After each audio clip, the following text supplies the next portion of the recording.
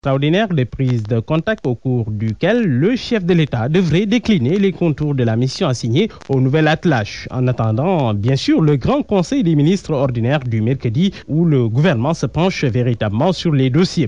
Beaucoup ne devraient pas être dépaysés, beaucoup de ministres sur les 39 du nouveau gouvernement. Seuls 8 font leur baptême du feu, mais du point de vue communication, l'effet recherché, c'est bien sûr d'envoyer à l'opinion des signaux d'un gouvernement qui veut se jeter tout de suite sur les priorités du moment. Et Dieu sait si elles sont nombreuses. Les inondations, l'emploi des jeunes, le suivi du plan Sénégal émergent, la réduction de la pauvreté avec le renforcement des plans et projets sociaux engagés par le président, dont beaucoup se résument encore aux bourses familiales ou encore à la CMU. Le reste encore à l'état de projet, donc à la mission de mettre en œuvre ce que les autres gouvernements ont laissé à l'état de projet et le temps leur est bien sûr compté. Dans cette salle du Conseil des ministres, il y a le nouveau ministre délégué chargé du développement du réseau ferroviaire, Abdou Ndéné Sall. Dans le précédent gouvernement, il était secrétaire d'État. Il n'a pas attendu non plus, lui, pour décliner les ambitions de ce nouveau ministère et avance déjà un chiffre, 1500 milliards de francs CFA pour la construction d'un chemin de fer à grand écartement. Cheikh Anta Diop. Nous sommes à Mousnargot, un village de... Cheikh Anta Diop, c'est plutôt politique avec cette réception organisée par les sympathisants et militants d'Abdou Ndéné Sall dans son fief de Tivaouane. Il a décliné un tout petit peu, levé un coin du voile de sa feuille de route. On l'écoutera peut-être plus tard. Les annonces de démission et autres sorties dans les médias de désormais ex-ministres font réagir.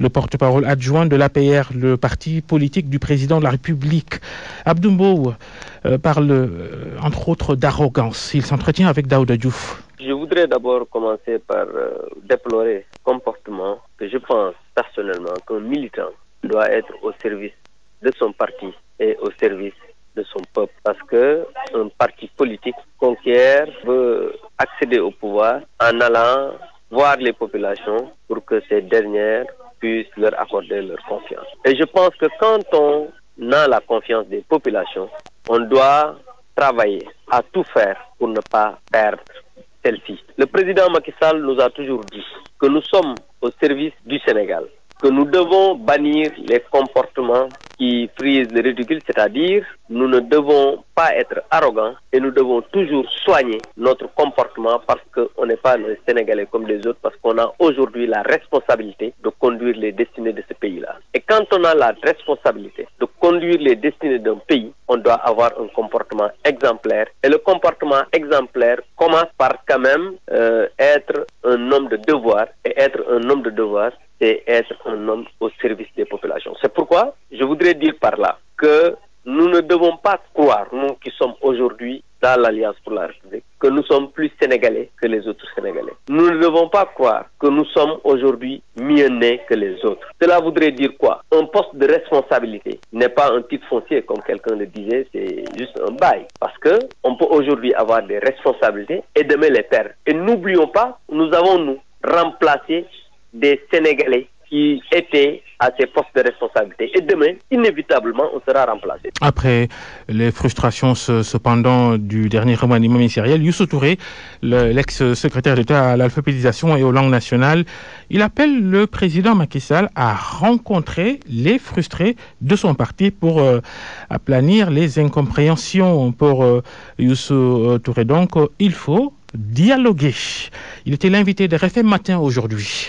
Que président woo nit ñi ñu toog mu doon waxtaanu biir nekk. Je profite de votre invitation pour demander au président Macky Sall de nous appeler pour une séance d'explication.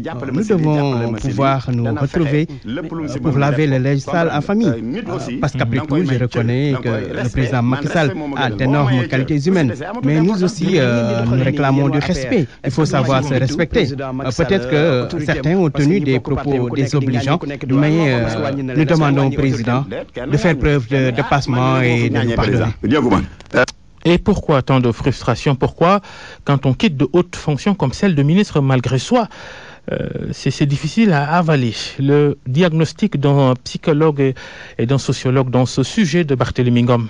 il faut le constater, nous assistons à une dénaturalisation profonde de ce qu'est l'engagement politique. Le psychologue Alioune Diouf ouvre ainsi le débat. Il estime que cette situation est due à la conception que les Sénégalais ont de la politique. À la base, il y a un contrat tacite très pervers qui se noue entre les politiques qui vont à la conquête du pouvoir et l'électorat. C'est comme si c'était une question de donnant-donnant. Vous m'aidez à accéder au pouvoir et en retour, je m'occupe de vos problèmes, ce qui donc enlève la dimension globalisante de l'engagement politique et qui fait que l'homme politique qui accède au pouvoir essaie de retourner l'ascenseur aux personnes qui l'ont aidé à accéder au pouvoir. Et la perversité de ce contrat n'est vraiment mise à nu qu'au moment où l'homme politique souffre d'une certaine disgrâce. Le sociologue Djibi Diakhaté, lui, situe le problème à 3 niveaux. Le premier niveau, c'est d'abord le niveau de la formation politique à laquelle appartient l'individu. Parce que précisément, la décision est prise sans aucune communication et l'individu est mis devant le fait accompli. Deuxième niveau d'analyse, c'est l'image que l'individu veut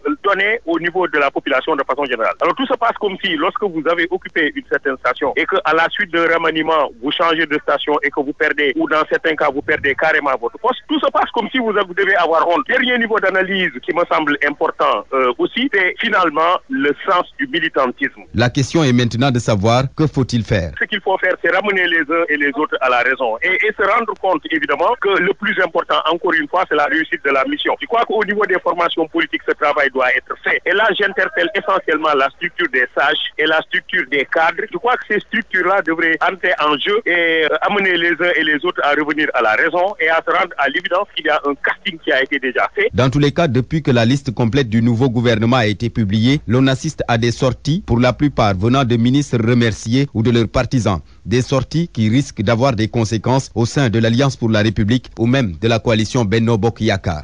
Barthélémy Ngom. Et puis on vient de l'apprendre, information RFM, Awa Marie Coll Seck, l'ancienne ministre de la Santé, elle vient d'être nommée ministre d'État auprès du président de la République avec siège au Conseil des ministres. D'ailleurs, ce Conseil des ministres extraordinaire qui se tient depuis ce matin à la présidence de la République, elle y participe. Un autre qui quitte son poste, Cheikh Kanté, il n'est plus directeur général du port autonome de Dakar, a été nommé ministre chargé du PSE, le plan Sénégal émergent. L'homme a été souvent sur la sellette pour ses largesses financières.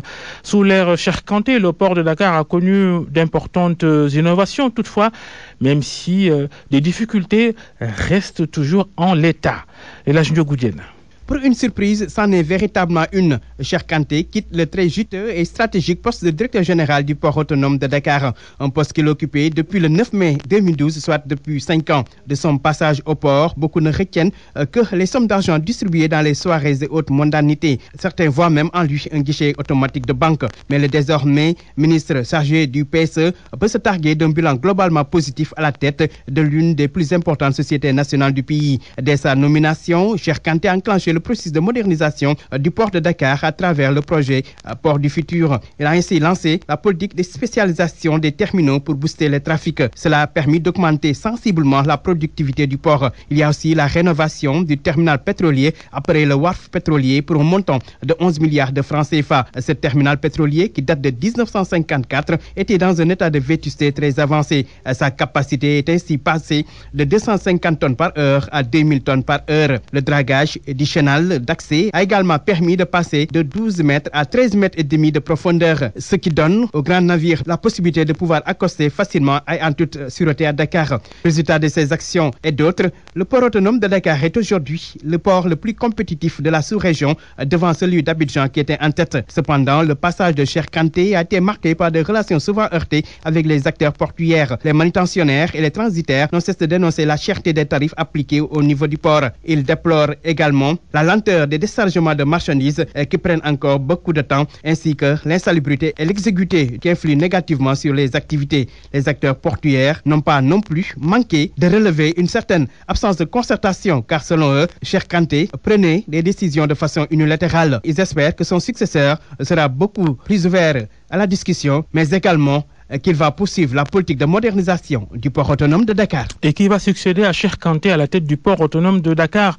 Le nom d'Abdoulaye Ndour est évoqué avec insistance. Il occupe actuellement les fonctions de DAGE, directeur de l'administration générale et de l'équipement de la présidence de la République. Midi 12, merci d'écouter le grand journal sur RFM. S'il y a s'il y a un dossier sur lequel le gouvernement sortant a échoué, c'est bien celui des loyers. La loi sur la baisse des prix des loyers est promulguée le 22 janvier 2014. Elle n'est presque pas appliquée ou plus appliquée. Pire, les prix augmentent. Constat dans ce reportage d'Adamaba. C'est devenu plus cher. De plus de 200 000, c'est trop exagéré ça. Deux hommes, assis sous l'ombrage, deux chaises côte à côte, ils discutent, tranquilles, deux bons amis. Pape, le plus jeune, vit seul en location, il souffre de la cherté des prix. C'est très dur quoi, vous voyez. Parfois, même des appartements ici à Niaritali, une chambre, salon, peut-être une cuisine, salle de bain, à 200 000 ou à 180 000. Est-ce que tu peux comprendre ça? C'est injuste ça. Rare de trouver actuellement des appartements en deçà de 200 000 francs à Dakar. Son ami à côté, Maktar, journal à la main, accuse les propriétaires de maisons de faire dans la surenchère. Parce que les propriétaires des maisons, ils font sortir les anciens locataires pour avoir des nouveaux et augmenter le prix. Et malgré tout ça, ils demandent 3 mois d'avance, 3 mois de caution. À quelque part, un autre homme, la quarantaine, également devant son immeuble à face, Modou pense que les prix sont même devenus plus chers.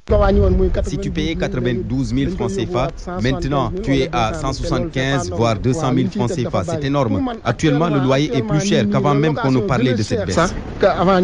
Ils ont tous également soulevé le manque de suivi de la loi sur le loyer. Pape propose ceci. La Médina, appartement temps, chambre temps, ce sera plus juste et plus facile à gérer, quoi, vous voyez. Mais la façon dont ils l'ont fait, il n'y a pas de... Et puis, c'est pas juste, quoi. C'est en 2014 que la loi sur la baisse du prix des loyers a été promulguée. Une baisse de 29% selon le type d'habitation. Mais depuis, presque rien n'a changé. La demande est forte. Les prix restent toujours inaccessibles. Et la rentrée scolaire, c'est dans un peu moins d'un mois. Le 9 octobre pour les élèves. Reportage sur le marché des fournitures. Pas encore de rush devant les boutiques et autres vendeurs par terre. Mais les prix s'annoncent déjà élevés. Reportage Salimata Aou. Bien travaillé, commencez bien la rentrée scolaire. Dans cette librairie, tout est disponible et bien rangé. Pour le gérant, il n'y aura pas d'augmentation sur les prix. Babacar Dieye. Les parents commencent à venir, mais à compte-gouttes, parce qu'on vient ici de fêter la Tabaski. Après la Tabaski, vous savez que les Sénégalais ne dépensent pas beaucoup d'argent.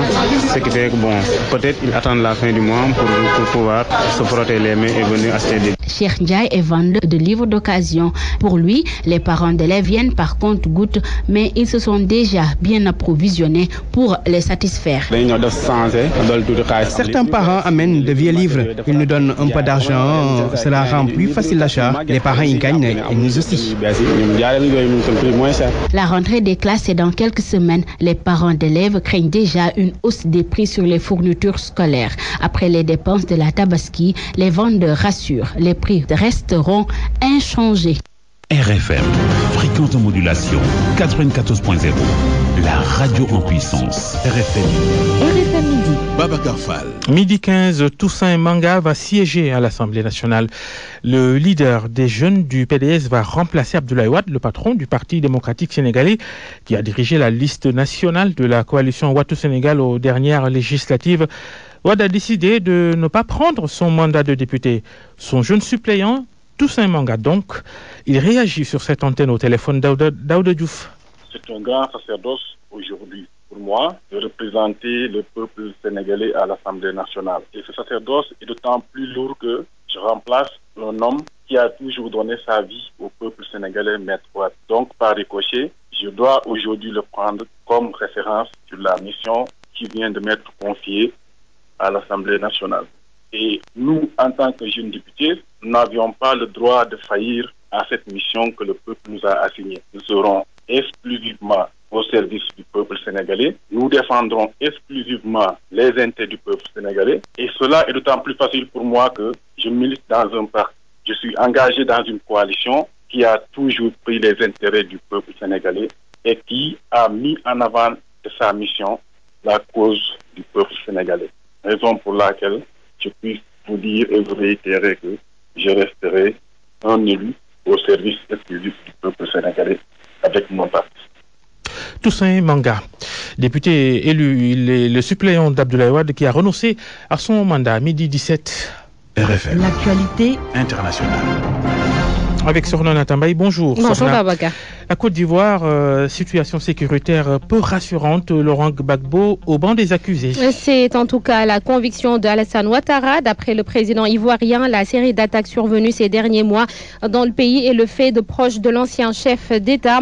Des attaques qui ont ciblé la police et la gendarmerie. Parmi les proches de Gbagbo cités, le vice-président du FPI et son gendre. Des accusations que rejettent les deux hommes depuis l'étranger où ils se trouvent en exil. Le gouvernement persiste, déclare détenir des preuves et prévoit d'émettre des mandats d'arrêt.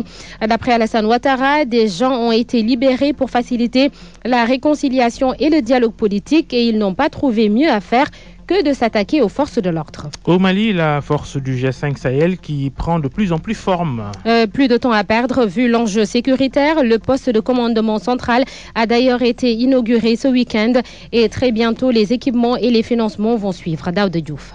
C'est dans la localité de Sévaré, au centre du Mali, que le président Ibrahim Boubacar Keïta a inauguré le poste de commandement central de la nouvelle force conjointe des 5 pays du Sahel, qui sont la Mauritanie, le Niger, le Mali, le Burkina Faso et le Tchad. La force commandée par le général malien Didier Dako aura un état-major multirégional avec un effectif de 5000 hommes. Cette force est attendue pour renforcer l'action des armées nationales contre les mouvements transfrontaliers du groupe terroriste, mais aussi pour soulager la mission de l'ONU au Mali, la MINUSMA, comme aussi l'opération française Barkhane. L'Union européenne a promis plus de 32 milliards de francs CFA. La France apporte plus de 5 milliards en équipement, comprenez par là des véhicules blindés, des véhicules légers et des matériels de transmission. Il faut dire que les besoins estimés au départ par les pays de la région étaient de plus de 280 milliards qu'ils financeraient eux-mêmes à hauteur de plus de 30 milliards. Un budget que l'Union européenne voudrait revoir à la baisse. Daouda Diouf, merci. La suite de ce journal international avec vous, Sornon Atambaï, le Togo, l'opposition qui déclare ne rien attendre des réformes constitutionnelles. Alors, normalement, les députés devraient aborder l'avant-projet ce mardi en session extraordinaire,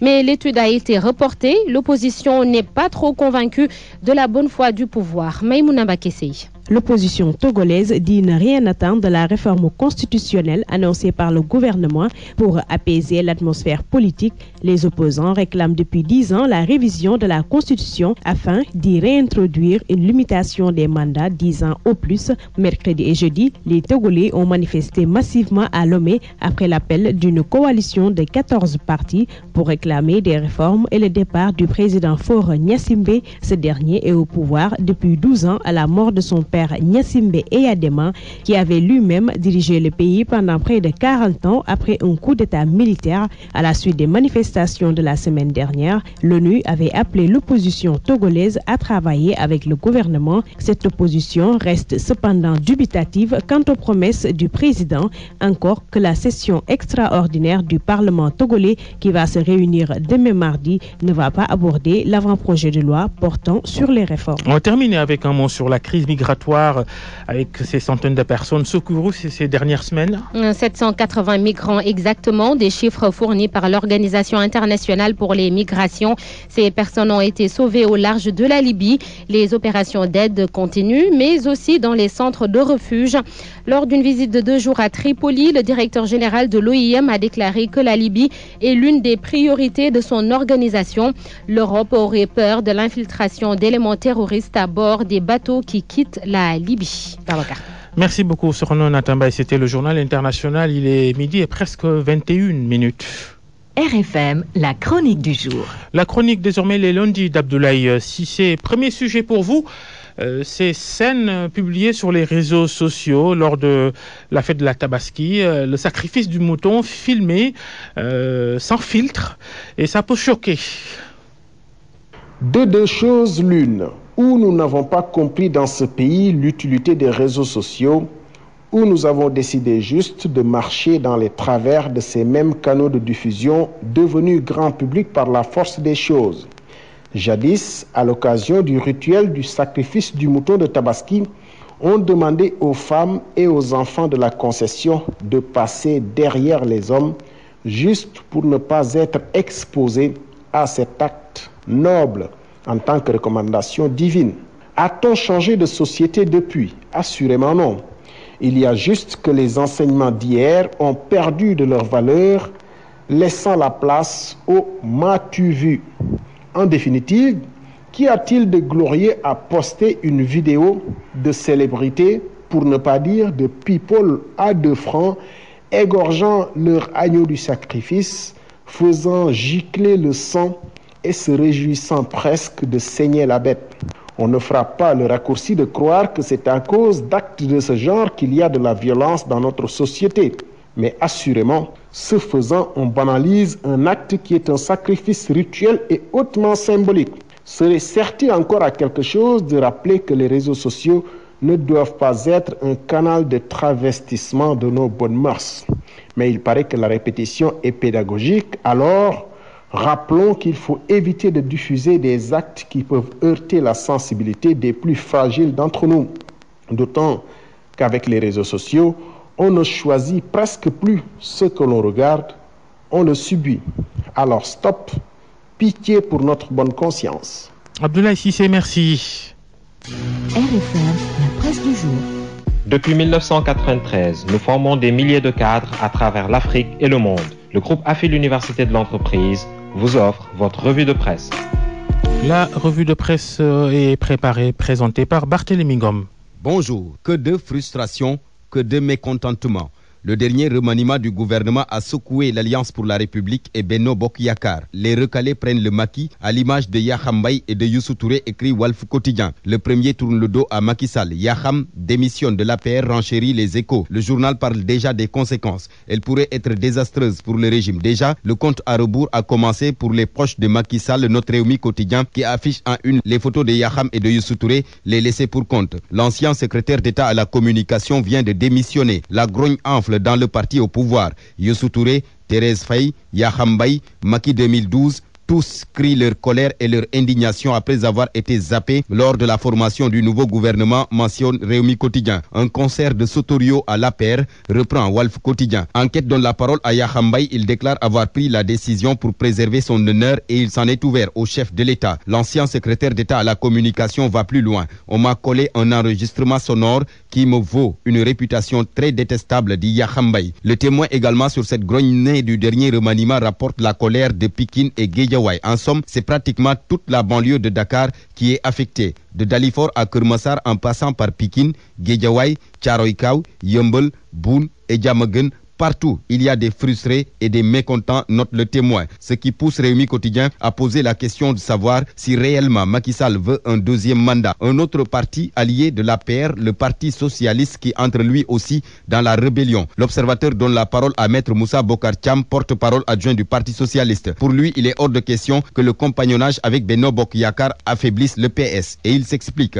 Sur les 39 ministres du nouveau gouvernement, 34 sont de l'APR. C'est inadmissible, dit-il. Et il ajoute que sur les 45 départements du pays, 35 ont été gagnés par la coalition Benno Bokk Yakaar grâce au Parti Socialiste. C'est un gouvernement de l'APR avec quelques amis, dit-il. Entretien à lire à la page 5 de l'Observateur. Cheikh Kanté quitte la direction du port. Il est nommé ministre du suivi du PSE, le plan Sénégal émergent. C'est l'As Quotidien qui l'annonce en une. Son remplaçant au port n'est pas encore connu, mais au PSE, il succède à Abdoul Aziz Tall. Cheikh Kanté, selon l'As Quotidien, doit donner du souffle au plan Sénégal émergent, colonne vertébrale du programme du gouvernement de Macky Sall. Installation de la 13e législature le 14 septembre prochain. Abdoulaye Wade ne va pas siéger, informe Enquête. Il a démissionné, renchérit Walf Quotidien. Direct Info parle d'un coup dur pour Khalifa Sall. L'Obs, qui a parcouru la lettre de démission du pape du Sopi, rapporte une partie. En effet, je m'étais présenté aux législatives juste pour soutenir mon parti, le PDS, et notre coalition Ouattou Sénégal,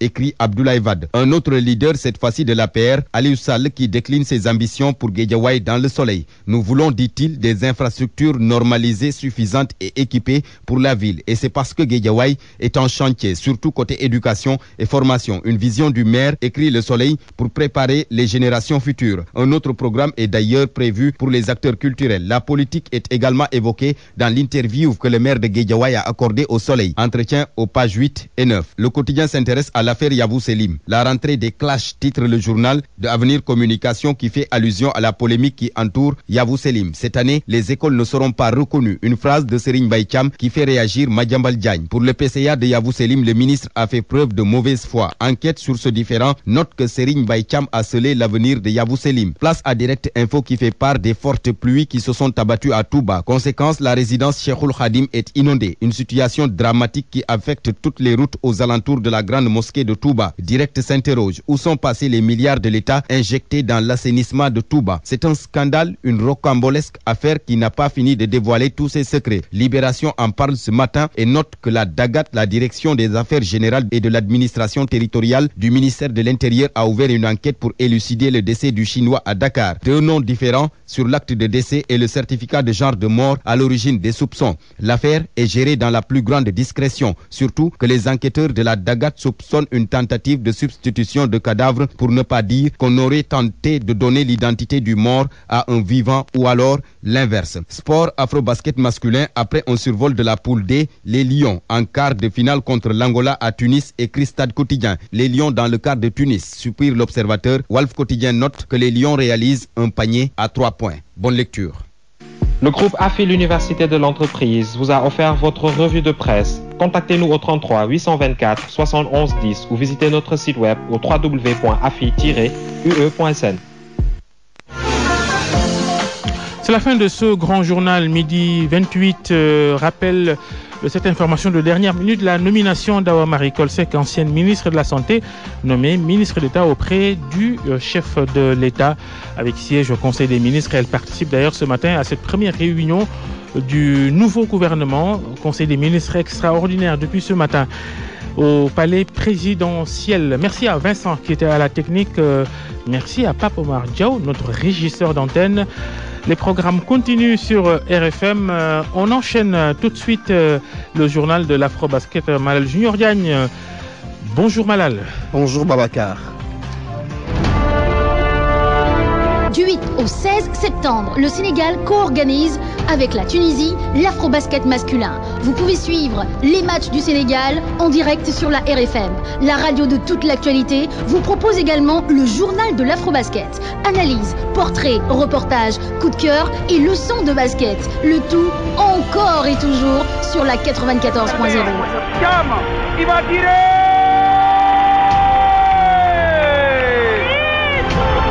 20 ans après le dernier sacre du Sénégal, les Lions vont-ils reconquérir le titre? Réponse du 8 au 16 septembre sur la 94.0.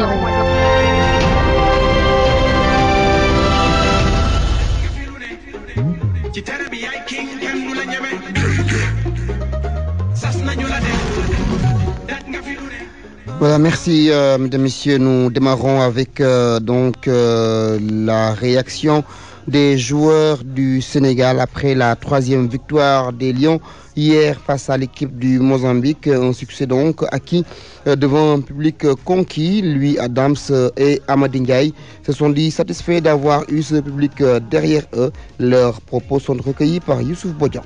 La mission n'est pas encore complète parce qu'il nous reste encore 3 matchs à gagner pour gagner le trophée. Donc pour l'instant on est à 3 victoires, on est content, mais il faut se concentrer et se préparer pour les matchs, pour les prochains qualifiés. Le public, on ne peut pas les remercier parce que c'est vraiment extraordinaire ce qu'ils nous ont donné aujourd'hui. Ils nous ont donné beaucoup de motivation et j'aurais bien aimé qu'ils nous suivent à Tunis. Comme ça on va bien encore s'amuser là-bas. Bon, d'abord je commence par remercier les fans. Les fans du Sénégal sont merveilleux. On a fait notre travail ici, on a très bien joué, mais la prochaine étape est encore beaucoup plus importante. Il va nous prendre beaucoup plus de concentration et de travail pour arriver jusqu'au bout. Donc on doit rester en équipe et arriver à Tunisie et faire ce qu'on a fait ici, là-bas. Et Inch'Allah, tout va bien aller. Mais je remercie tous les fans du Sénégal. C'était merveilleux d'être ici. C'était merveilleux d'être ici. Alors donc, que retenir de ces 3 sorties sanctionnées par des victoires pour l'équipe nationale du Sénégal sur l'Afrique du Sud, sur l'Égypte et sur le Mozambique? Nous avons posé la question à Birahim Gaïdi Birou. Il est l'entraîneur des U25 filles du Sénégal. La première des choses à dire, je dirais d'abord que le Sénégal cette année a une bonne équipe. On a une bonne équipe dans toute sa composante par rapport au jeu intérieur et au jeu extérieur. Et une bonne gestion humaine. Et une bonne organisation. C'est un constat. L'équipe du Sénégal est très organisée et très disciplinée. Et il y a beaucoup d'enthousiasme aussi dans cette équipe. Donc moi je crois qu'on a une bonne équipe. Et par rapport aux 3 matchs, moi je crois que l'équipe du Sénégal a montré qu'on a de grands joueurs, surtout au niveau au jeu offensif. On a vu notre jeu intérieur qui a été très bon sur les 3 matchs. Et les extérieurs aussi ont joué leur partie. Donc moi je crois qu'on a été meilleur que les 3 équipes qu'on a rencontrées. On a été meilleur largement. Alors la 4e sortie va opposer le Sénégal à l'Angola, une équipe que les Lions avaient battue par 1 point d'écart lors de la dernière édition, mais qui va vouloir prendre sa revanche, surtout après avoir perdu en phase de poule. Birahim Gaye analyse le prochain adversaire du Sénégal en quart de finale, qui est l'Angola.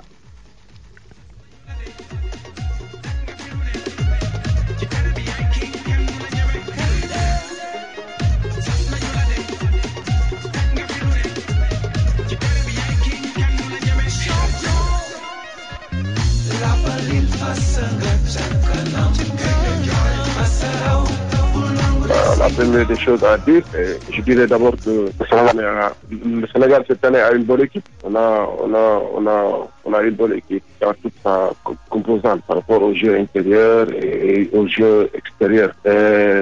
Une bonne Après la faute technique, vous avez la faute anti-sportive. On a joué avec beaucoup de rigueur aussi, et une bonne organisation et beaucoup de concentration. Parce que les errements qu'on a vus, parce qu'on a joué contre des équipes qui n'étaient pas du tout à la hauteur, ce n'est pas la même chose quand on va jouer contre l'Angola. Donc il faut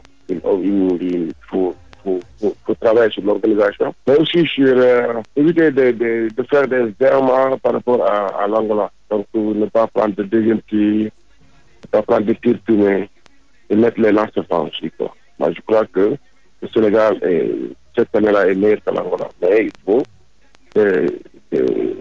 on a vu l'Angola hier, c'est une bête blessée. Donc il faut faire très attention à cette équipe-là. Mais les contenus, diriger les jeux, maintenant jouer avec solidarité et une bonne organisation. Nous allons donc vous passer le programme des quarts de finale qui vont se jouer à partir de jeudi à Tunis. Nous aurons le Nigeria champion d'Afrique en titre contre le Cameroun, le Maroc contre l'Égypte, la Tunisie contre la RD Congo. Le Sénégal jouera contre l'Angola, on l'a dit tout à l'heure. Place maintenant pour finir à la leçon d'arbitrage. Aujourd'hui, l'arbitre international sénégalais Mbaye Gueye nous parle de ce qu'est la faute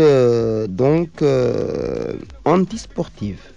Après la faute technique, vous avez la faute antisportive. Quand vous dites antisportive, c'est une faute qui n'a pas l'esprit sportif. C'est quand on dit faute antisportive, mais la faute antisportive, il y a 4 cas. C'est comme par exemple quand vous commettez une faute excessive sur un jour, même si vous essayez de jouer le ballon et que vous commettez une faute excessive sur un jour, c'est une faute antisportive. Le deuxième cas, quand vous ne faites aucun effort de jouer le ballon, c'est-à-dire que vous avez vu le ballon, mais vous allez vous rentrer directement le joueur, c'est une faute antisportive, parce que vous n'avez fait aucun effort pour jouer le ballon. Aussi, le joueur qui va au panier pour marquer un panier, alors s'il n'y a aucun défenseur entre lui et le panier de l'adversaire, au moment où il dribble le ballon pour aller marquer, ce qu'on appelle fast break, quand on parle de fast break, c'est contre-attaque, comme par exemple au football, mais le terme basket c'est fast break. Donc là, si vous commettez une faute latérale ou bien une faute derrière le dos du joueur, c'est une faute anti-sport. Aussi, dans les 2 dernières minutes du money time, quand on parle de money time, c'est les dernières secondes, les dernières minutes de chaque 4e quart-temps. Mais on vous dit que pour commettre cette faute-là, il faut attendre que le ballon soit vivant sur le terrain. Donc ça veut dire qu'il faut attendre que le joueur, l'adversaire, fasse la remise en jeu et que ce ballon-là est touché sur le terrain. Si vous commettez la faute avant la remise, c'est une faute anti-sportive.